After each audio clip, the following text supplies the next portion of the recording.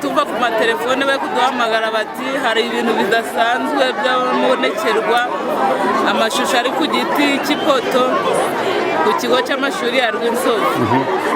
Turaza turareba amafoto ari kugaragara n'uri kubifotora muri telefone ya taci nini ari kubibona ko ari umuntu uhagaze mu giti ariko nta muntu uri igiti. Icyo dutegereje ni ukumenya ngo uwahageze bwa mbere yabyiwe iki na Yesu cyangwa se na Bikira Mariya Nyirimpuhwe. Ishusho irimo kugaragaraho ni iyande? Ishusho iri kugaragaraho ni iya Bikira Mariya n'iya Yesu. Wewe ukihagera wasanze bimeze bite? Nabonye amafoto ya Bikira Mariya nayibonye n'iya Yesu. Yego. Mwabyakiriye mute? Twabyakiriye neza ko ari inkuru nziza natwe yageze iwacu nk'uko twaje kubireba ikibeho nk'uko turaza kubireba inaha bakatwubakira natwe tukagira urugo rutagatifu rwa Bikira Mariya. Mwatangiye kubona ryari? Byatangiye kuboneka ejo mu gitondo inkuru yamenyekanye cyane. Yego. Ni ibintu by'igitangaza. Ngute? Impamvu ari igitangaza ni ukubera ko twanyuraga hano igihe kirekire ntabwo twari twarigeze tubibona. Uretse umwanya mwiza iminsi tubibonye niho bibonetse tuje natwe kubireba. Musanze byifashe bite rero? Musanze amafoto ahari ku giti cy'ipoto. Nta muntu washushanyijeho? Nta muntu wigeze ucurira. Ntawe. Yego. N'uwagerageje kuvuga ngo agiye gutema n'umuhoro byanze kuhava.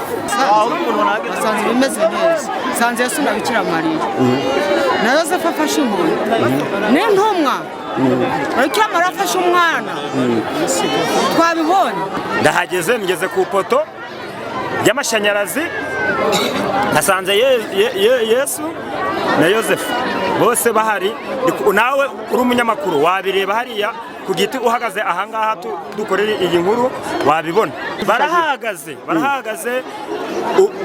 ubu tuvugana hano ndi kureba amafoto 6 bahagaze. Hirya hari igiti cy'inturusu kibisi nacyo barahari nabo barahashushanyije barahari. Je bamanje kuvuga ngo nabantu bakoze ibipiratana ariko ntabwo biri bintu ari ibipiratana ahubwo ni ibintu byiza Imana yashatse kutwereka. Mwabyakiriye mute rero? Ni inkuru nziza itwegisha kugarukira Imana. Umuntu wese udasenga namushishikiriza gusenga akabona ko Imana hari ibimenyetso yatangiye gutanga. Inkuru ni inkuru irenze iranejeje iranshimishije. Ngiye kugenda nyiture abana banje babiri mfite inka ejo nabakoresha urugendo shuri nkabazana hano nkabereka Yesu. Wewe kubona mu gitondo nka sambi tubona ikigo cyose cy'abanyeshuri abarimo barahuruye bose ngo bari kuza kureba ngo Bikira Mariya. Tukomeza kubibona gutya uko bugenda buca ariko inkuru iba kimomo. Kugeza nimugoroba rero niho abantu bari bamaze kubibona neza baje barahurura banaharaye saa sita z'ijoro zageze bagihari. Wowe uhageze wabonye iki? Nahabonye amafoto 3 harimo Bikira Mariya n'umugabo ufite inkoni ntabyiboneye pe. Ariko none uko buca niko bigenda amafoto yiyongera. Ejo ho ntabwo yagaragaraga cyane ariko none ari kugaragara. Ngiye kubona ndahagarara ariko manza kuba buri saha yarageze muri Imana iramurikiye umuco ndabareba neza. Wabonye iki? Ndamara biteze igitambaro ubona n'undi uri hejuru biteze ingofero ndabareba neza na n'ubundi kubareba neza nabarabonye. Yesu uri kuvuga ngo ni bande? Ni uvuga ngo ni bande? Bikira Mariya na Yesu. Niba kandi ari kumurika n'umuco je nawe ubonye kubera murakoze ku kibazo mumbajije. Ni kwa kunda abana baba barimo bakina umupira cyangwa se banakina kubera ko ni ku kigo cy'ishuri. Yego. Noneho akaba yabona ahantu igiti cyishushanyije isubyo naho cyakomeretse n'ahandi hari uburyo igiti cyane cyane zino nturusu za mayideni zisa nkaho nakita igice kimwe cy'ikiba cy'icyuma cyangwa se kigera ku zuba kurusha ikindi bikaba byakora ibara. Yego.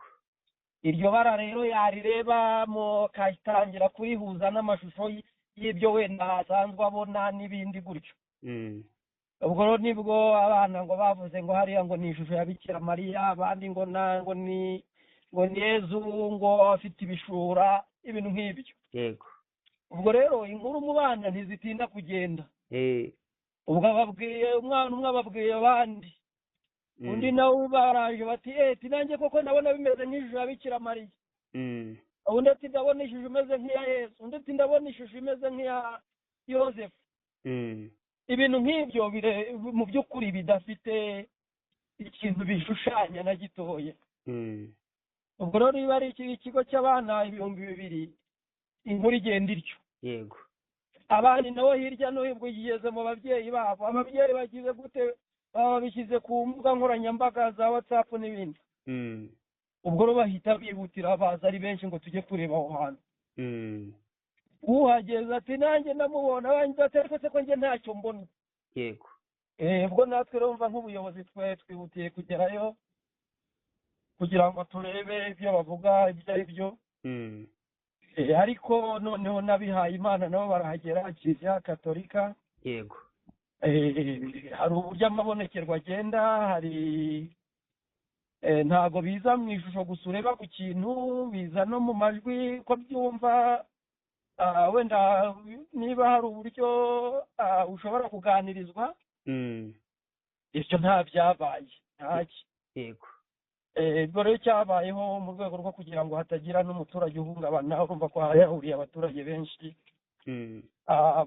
abasaza, abakecuru, abadamu batwite, abana batoya, abadamu bahetse. Urumva ibintu nkuru nk'iyo ngiyo y'igihuha, hari n'igihe abantu batabihuta ako kanya. mu by'ukuri mwabifashe nk'igihuha? N'igihuha nta n'igihuha, nose ko natwe iyo twagezeyo ni inkuru itari ukuri. yego Ni kwa kundi umuntu akuvuga ku izi nkuru atahagazeho, none ikagenda ikagera muri benshi, abantu none ibintu rero bihuje n'ukwemera, abantu babyitabira ari benshi. Cyo nicyo twakoze tugiye tuganira n'abaturage, ariko nabo benshi bahigereye bararirebera, basubira mu ngo zabo. mugereranyije hari hateraniye nk'abaturage bangahe? Hari hageze nk'igihumbi cyari kimaze kuhagera gutyo. Uko byagenda kose imyemerere ni ikintu gikomeye, mwatanze ubuhe butumwa nyakubahwa meya? Icya mbere ni uko twari kumwe n'abihaye Imana. Ubwabo hari ubutumwa banatanze, bagaruka ku bimenyetso biranga cyangwa se ukwerekwa uko kugenda, cyane ko hari n'ukwerekwa kwemewe hano mu gihugu cyacu, nk'urugero nka Kibeho. Ubwo rero ibyo dushingiye ku butumwa bahawe, ariko natwe no kubagaragariza, ureba igiti ukagira ibyo gihuza nabyo, ukareba ipoto y'amashanyarazi ukagira ibyo uyihuza nabyo. Ntabwo ari ipoto yavuze cyangwa igiti cyavuze, uvuga ngo hari amajwi yasohotsemo kiguhaye, usibye kureba aho cyakobotse cyangwa urubobi rwaje ukagira ibyo uvuga, yego ukimajina muri wowe. Ariko noneho nta nubwo ari nako byari biri, kuko abahageraga nabo ahubwo bicuzaga igitumye batwaye urugendo rwabo baza. Bahitamo rero n'ubundi ni ikiganiro n'undi wese cyakorohera gutanga, kubera ko n'abari bahari yibazaga ati ubundi kuki naje aha ngaha umwanya wanjye ngutakarije iki, n'ibindi nk'ibyo ngibyo. yego buriya abaturage basubiye mu ngo zabo. haba hari abandi baturage baba bari baturutse mu bindi bice bitari ibya Musanze? Oya, nta bandi twamenye. Ni mu kagari ni mu murenge wa Gataraga, nabo mu kagari kaho hafi aho ngaho Rubungu na Mubago. Murakoze cyane. Murakoze cyane namwe.